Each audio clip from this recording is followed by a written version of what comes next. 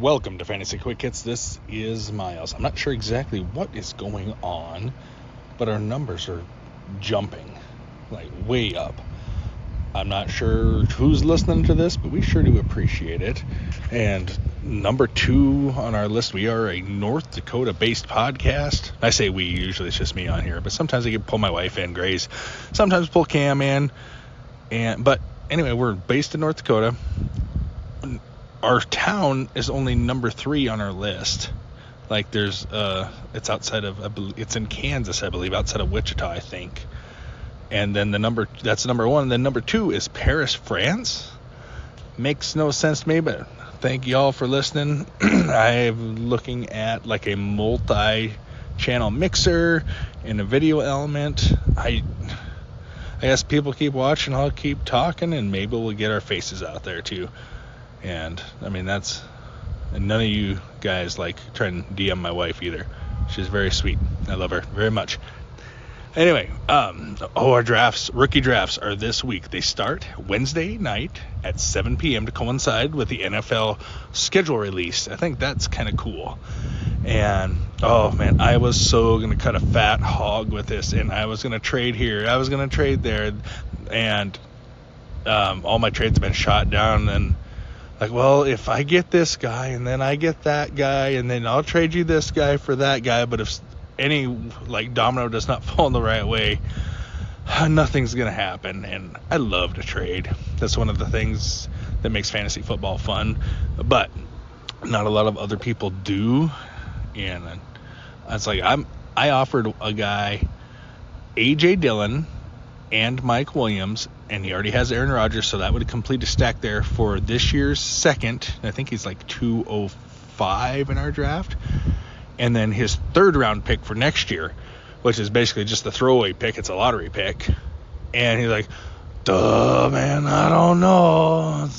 Things are tough all over. Oh, that's so. He's like, God, that's actually fair. I'm like, and I try to throw out there fair trades because I want to make a trade. Honestly, I've got a lot of running back depth, but it's not RB1s. They're like RB 2 to 3 range, and you do need those players in a dynasty league. But I think my highest ranked guy on either team is RB19, and that's Ramondre Stevenson in PPR.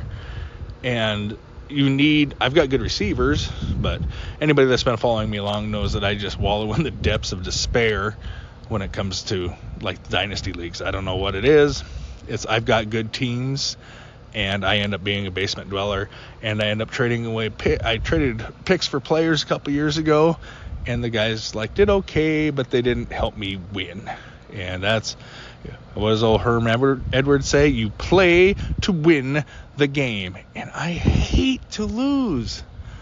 I mean, I'm 47 years old, and I still hate to lose. And I mean, I'm trying to set a good example for the kids. I'm like, oh yeah, win with grace, and yeah, so. But anyway, I'm itching. I'm itching to trade. Joey said he'd trade with me if certain things happen, but we'll see. And then there's like one guy, I'm like, I'm going to try to trade for Kyler Murray. Then I saw who it was. I'm like, that guy will get blood from a stone. And he's a super nice guy. But if you like text him or something like that, it's like, I hate you. I saw him in the airport in Vegas. I didn't, because I'm not super close to him because I'm actually good friends with his brother and I kind of know him. But I'm like, I took a picture of him, and like later on I showed his brother. I'm like, Joey, is this your brother? He's like, yeah, why didn't you say hi? I'm like, well, I wasn't sure it was him, and he's such a naughty word to talk to, and like through the text and stuff, I didn't even want to say hi to him. He's like, oh, he's way nicer in person. Turns out he is. Drew is a very nice person. But, oh, what else? Oh, my God, tragedy has struck our household. In the last week, we have lost our algae eater, 3 tetras, and one of our glowfish. That's like 5 fish have died in a week. And, man, it's the first one, the kids cried. Then they found out about the rest. I'm like, can we get more? I'm like, well, we need to figure out what's wrong with the water pH and something. So I think it's Grace, because I can say this because she doesn't listen to this podcast on a regular basis. She had a fish tank gifted to her in school, And like those fish were like 10 years old. Like the former teacher didn't clean the tank or anything, and like Grace like did research, and she like really like got after it and like really like cleaned the tank, and then all those fish died. So she bought like 20 replacements, and those fish all died, and her class was traumatized. Grace just doesn't do well with fish, and we don't know why. These were doing really well, but they just like in 1 week they all just died. I have no idea what happened. So that's the personal tragedy. I've had real tragedy. That was just kind of fun. So, the other thing, I almost quit my job. This is the gossip corner.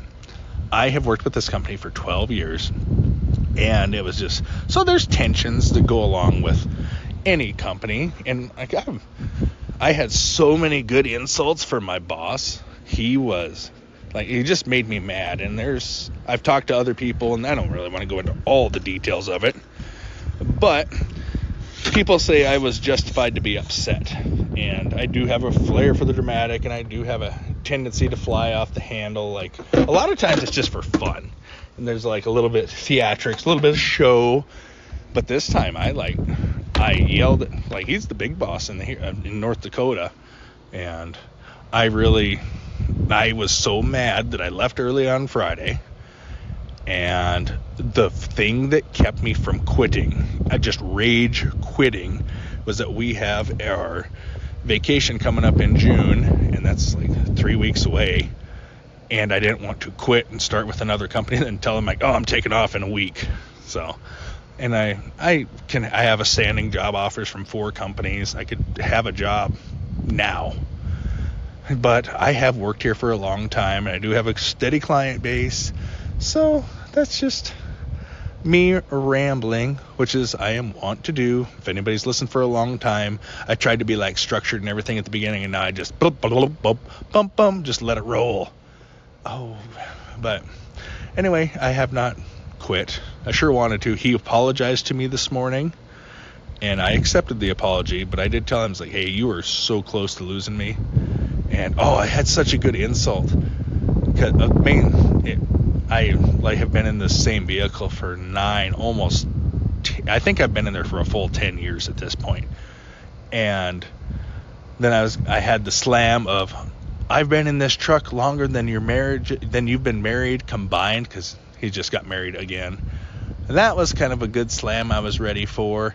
If he was being snotty. I work alone, so I have way too much time to come up with snappy retorts, and sometimes they get me into trouble. Can't lie. Grace wonders how I still have a job. I'm like, baby, I'm good at my job. And most people think I'm funny. So, oh, man. Oh, yes. But anyway, oh my goodness, that's 8 minutes. I don't want to dig a joke out of my butt completely, but there's the old standby. What do you call a large pile of cats? A meowton. And that's Fantasy Quick Hits with Miles.